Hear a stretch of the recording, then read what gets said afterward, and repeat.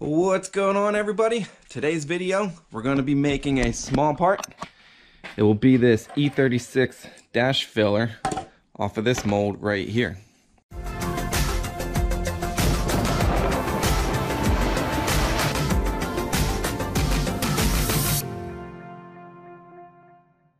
So if you're new here, I'll put a link in the video description below. That link will be my composites playlist. In the past, I look at my YouTube analytics and my composite videos based on like views and watch times and stuff always do well. Unfortunately, I just can't do composite videos all the time. But in the past, we've done stuff like hoods, trunks, roofs, diffusers, some splitter lips, all like very large parts. Now I did do a video specifically on infusions, kind of like a little intro entry level one. I'll link that down below as well. So my plan on this one is to kind of tone it down a little bit, do an infusion on a very small part, roughly almost in real time. I will kind of time lapse through some stuff, or kind of skip through a few things, because if I did that on a very large part, the video would be extremely long. But this one, being very small, I can kind of like walk through it a little bit better. So it'll be a little bit of a different format. But yeah, hopefully you enjoy it. Hopefully you learn something. So enough talk, let's kind of jump right into it. All right, so very first thing we need to do is put our release agent on it. I use Chemtrend's PMR 90 Easy. It's a very slick release agent, and it's a wipe on, wipe off application. I also put it in these little squeezy bottles because it just makes it a lot easier to apply. So I'll wet a rag. If you're doing something large, you can just kind of squirt it on it, but this is plenty for this one. So you obviously want to make sure you get anywhere the part will be, plus a little bit beyond where the part will be. But you don't want release agent where your gum tape will be, because that will increase the chances of your gum tape kind of falling off or getting a vacuum leak. Alright, so we are wiped on. Just kind of gently wipe it off, any excess. There you go, good enough. Now one thing I have to note is this is a seasoned mold. I've pulled, I don't know how many parts off of this mold. A brand new mold, you're going to want to do like a mold sealer, then the release. Something I try and mention in every video is I always get people asking me about their mold release. Any company that you get a mold release from will have a data sheet of how to apply it.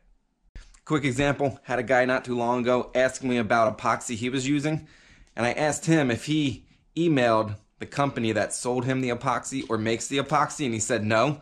So there's no further conversation to have with him because he didn't even reach out to the manufacturer of the epoxy. So release agents the same way, epoxy, clear coat, any material you use will have a data sheet. If it doesn't, get a different material. The release agent I use needs about a half hour to kind of like flash off. I try and give it about a half hour at least. What we're going to do now is the stuff left over on the flange from the last layup. It might be really hard to see, but something like this, little chunks of epoxy that are really sharp, you're going to have to get rid of.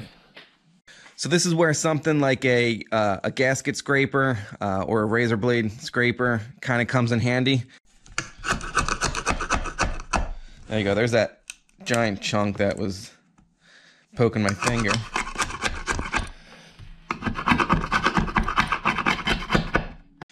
I always rub my hand over it, because if it's sharp enough to poke your finger, there's a good chance it'll poke a hole in the vacuum bag. Alright, any excessively sharp ones are gone. This is obviously beyond, you can tell the trim line of this part because it has an outline. So anything left is beyond the part. You just want to get any sharp bits. Don't worry too much more about it than that. Alright, next step. Gum tape. It's a small, relatively flat part, but you still want to put a couple pleats in it just to give the bag a little bit of slack and a little bit of wrinkles to move. That'll kind of make sense later when we go to bag it. Now when I do my pleats, I just kind of do a little fold, give it a really good push. One of the most common areas for a vacuum leak to happen is right at the bottom of pleats like that. Another thing to note is I have these Westcott non-stick, these titanium non-stick scissors. These things are great because they don't have the serrations in the teeth and the gum tape doesn't stick to them. So pick yourself up a pair of these.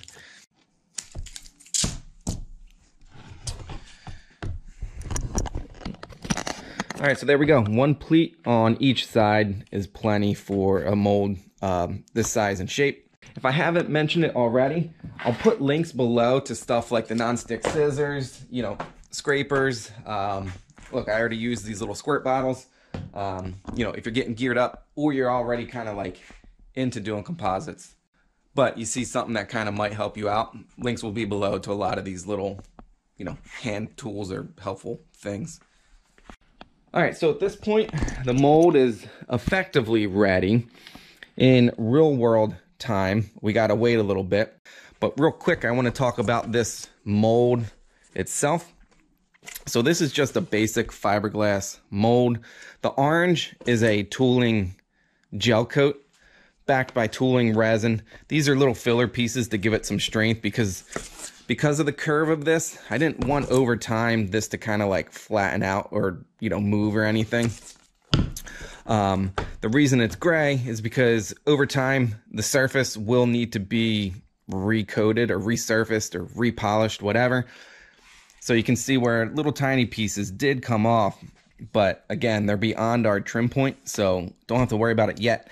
The reason it's gray is it was recoated. So that can really extend the service life of your molds if you can just recoat them rather than having to remake a whole mold. While that's getting set up, we can cut all of our material. All right, so on to cutting. I've done enough of these where I have a little cardboard template. You know, you can write your notes on it. This is from an old way we used to do them. I pretty much have our bag because all the material is cut to this template. All right, so cutting the material. This is just an offcut of, I don't know, something I was doing not too long ago. I'm going to try and be efficient with my material, where I'm going to slide this down until I kind of have about enough space around it. I usually give myself another, I don't know, 1/2 inch, 3/4 of an inch beyond my template. So let's go there. So like I just mentioned, you know, all these tools, anything important, I'll put a link to, especially these roller cutters. These things are the best thing ever. You do need a cutting mat to work with these, but anytime you need to cut a shape, you just kind of roll along it, and there you go, there's your cut.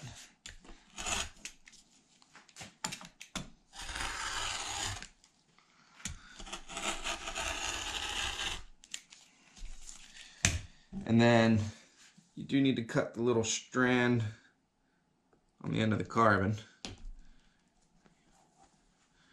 There you go, carbon's cut.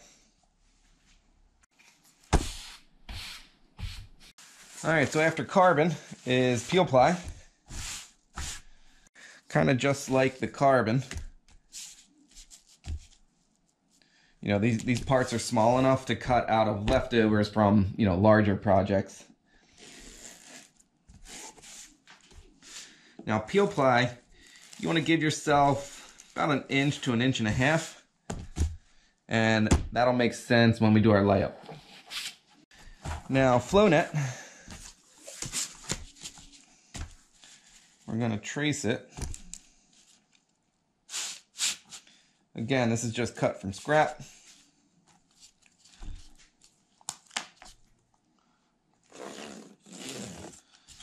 So we're going to trace it, but we're going to leave it long on the bottom, or the side that we start our infusion from. Kind of just like the peel ply. It'll make sense why we're cutting it like this when we do the layup. And then we're going to undercut it by 1/4 inch, 1/2 inch.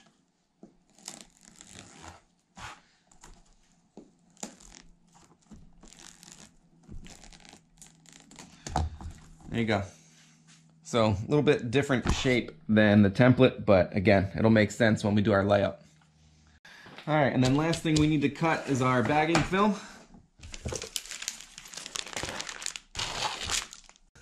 Now, because I put a note on my template, 18 by 18 minimum.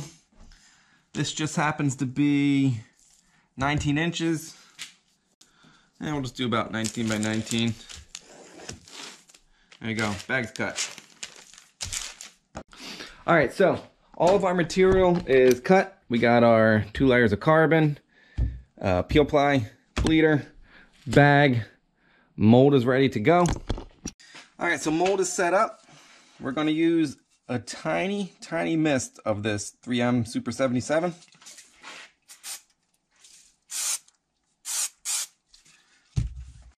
And when you put your carbon on, you always want to check the back side to make sure there isn't some little strand on there.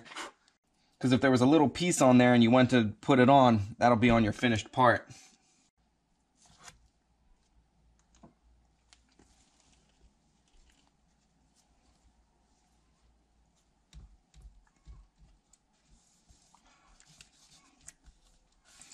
Then anytime you lay your carbon on, this one doesn't have a ton of shape, but you kind of just want to work your center out. There are a few little, edges in the shape of the mold, but nothing extreme on this one. So it's relatively easy. A little more spray tack.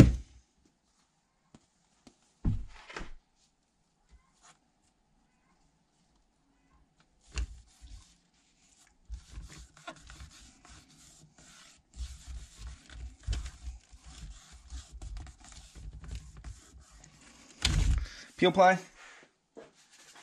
Now, since we're using white peel ply,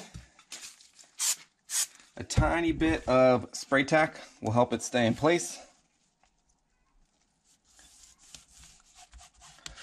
If you were to use a blue or the green, the nylon release coated peel ply, they're usually a blue or a green color. Spray tack doesn't work as well holding it into place because the peel ply is so slick that the spray tack just doesn't stick to it. You always want to be careful for like little tiny strands that come off the peel ply as well.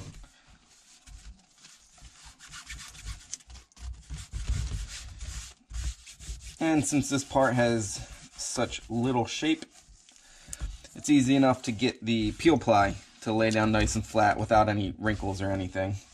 Something with much more shape, different story, but this is easy enough. Oh, and like I mentioned earlier, why we make the peel ply a little bit bigger, you almost always want the peel ply to just overrun your carbon. You can see right here, carbon's over it, not a big deal, but it also gives us a tiny bit of a resin break around the whole entire part. And to give myself as much of a resin break as possible, I'm just going to put a spare tiny piece of peel ply up as high as it can go.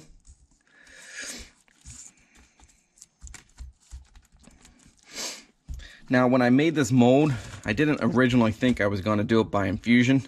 If I knew that from the get-go, I probably would have given myself, a larger flange to give yourself a resin break, but a part this small, it's not that much of an issue. All right, and then our flow net. Now, the reason we kept it long on the bottom, so when we put our inlet line on, the inlet line doesn't have to run onto the part. And you can see why we kind of undercut it, and especially cut off this tip. So while we do the infusion, you'll see how quickly it goes through the net, and then we'll slow down when it gets to the end of the net. So that way it just kind of lets everything catch up and let all the air make it out the vacuum line. So a tiny bit of tape just to hold this in place.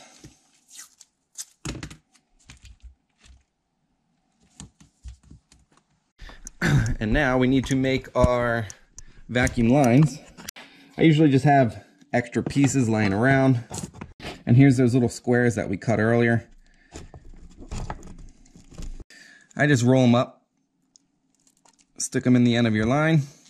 So that way the vacuum line, so that way the vacuum bag won't get sucked into the line. It has to stay open.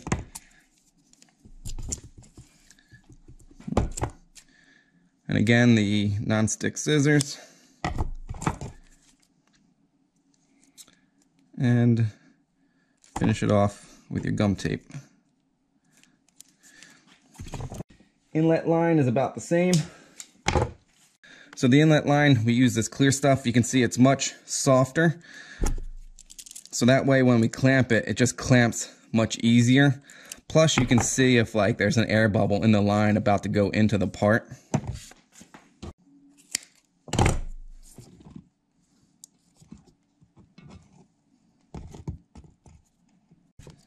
Alright, so vacuum lines are good. Let's bring our little horseshoes with us.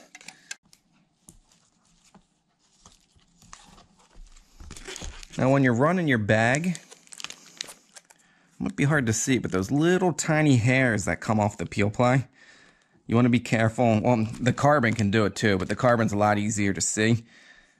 But that little tiny hair, if that crossed the gum tape to the outside, could be a source of a vacuum leak. Alright, so we got to where we're going to put our vacuum line. It's going to be up in this corner.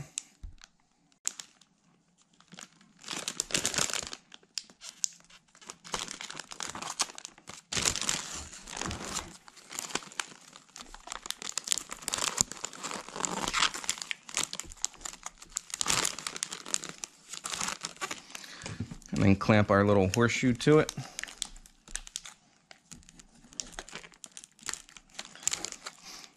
These are just those little cheap clamps you get at like Home Depot, Lowe's, or whatever. And these are just cut out of a piece of MDF. You can use plastic, wood. So I'm probably actually going to 3D print a new set. But yeah, that's it. Nothing special. We're going to come back down to do our inlet line.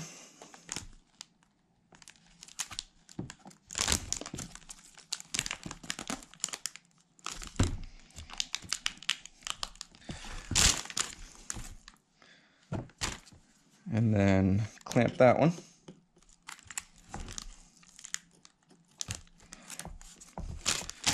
All right, there we go. All bagged.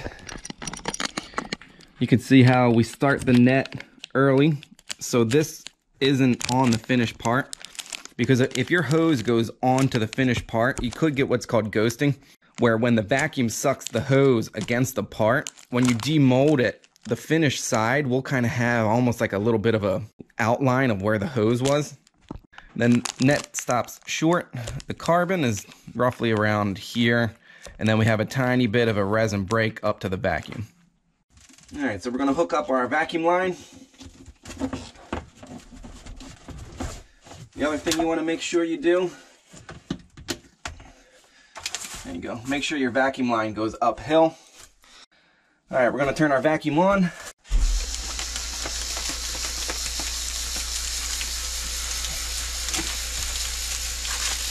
Kind of press out any wrinkles. I'll put a link to some of these little hose pinch pliers in the description below as well. But just give it a clamp.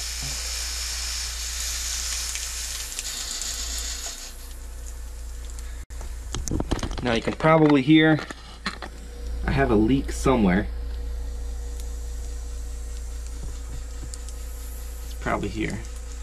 Oh, that was one. There you go. So it's good habit, as you just heard, I had a leak at the one overlap in the corner. But it's good habit to press down all of your gum tape, even the flat areas. Never hurts. Alright, so this is under vacuum. We're going to set up our resin pot. And our resin pot is nothing more than the top cut off of an old epoxy, 1 gallon epoxy bottle. And then I put a little brass fitting in the bottom of it. Alright, so time to mix our epoxy. Up here, I have a little cheat sheet of how much epoxy we need. Now we need 75 grams of epoxy.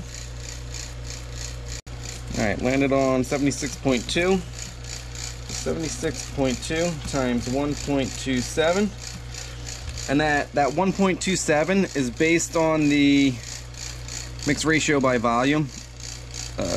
I'm sorry, mixed ratio by weight is 3.65 to 1. If you kind of work the math backwards, it's 1.27. So multiply your epoxy weight by 1.27, we get 96.7.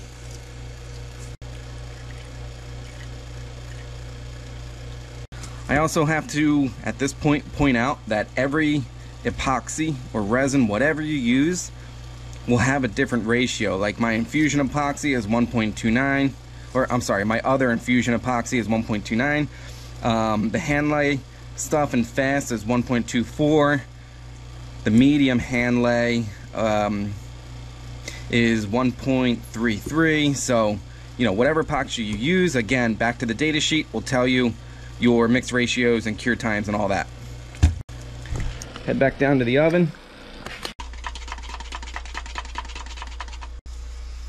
Alright, so we're going to crack the line. And then I usually pinch it off because you usually get a little bubble stuck. There you go. So this part happens really quick because it's such a small part.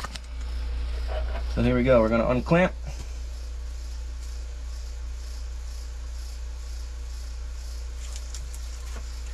Now I'm purposely leaving this clamped, shoot, I don't know, 90% clamped, because you can infuse too fast. If you infuse too fast, the epoxy runs through the net and will kind of trap some air bubbles in it. Then you can see, you know, the air bubbles usually stay towards, you know, the front of the resin. Other thing to note, you know, we're obviously facing up, but it also has to go uphill to the vacuum line. I get a bunch of people asking me about that when I do hoods and stuff. I stand them almost straight up in the oven. Pretty simple. Air bubbles have an easier shot staying on top of or in front of the resin front if you infuse uphill, because air just always wants to go to the top. Alright, so infusion's going good. I'll bring you guys back when we get a little closer to the end. Now you can see how it got to the end over here, and once it hits the carbon it really slows up, but it's still flowing pretty decent through the net.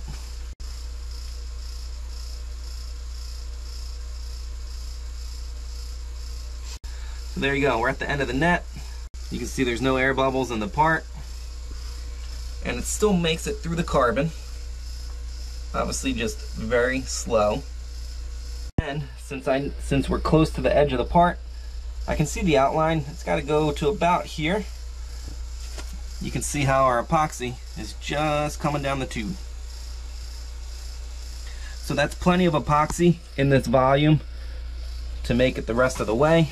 So what I'm gonna do, clamp it up towards the top a little bit more.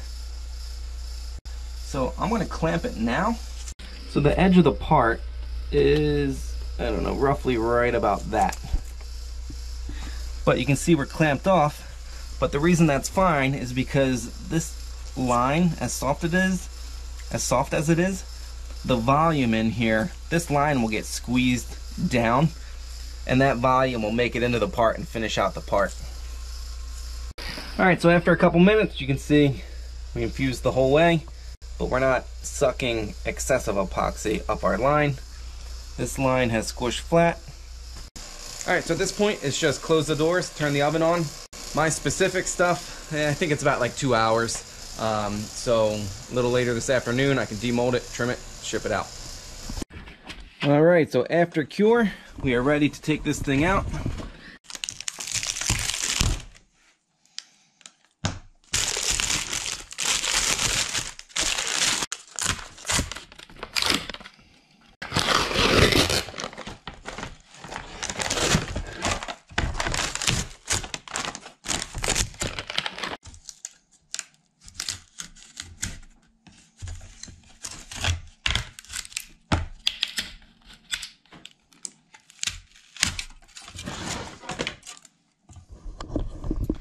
There we go.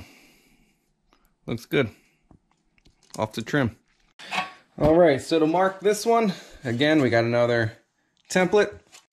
And then what I do is line it up with the marks on the part left from the mold. And then silver Sharpie. There you go. There's our cut and drill lines. Now this wet saw, a few people have asked me about it. It's obviously dirty because I use it a ton. Griffin is the company that makes it. I'll put a link to this wet saw in the description below. One of the best tools I ever got for cutting carbon was this little wet saw. So if you think you're going to be doing a lot of cutting, I would definitely pick one up.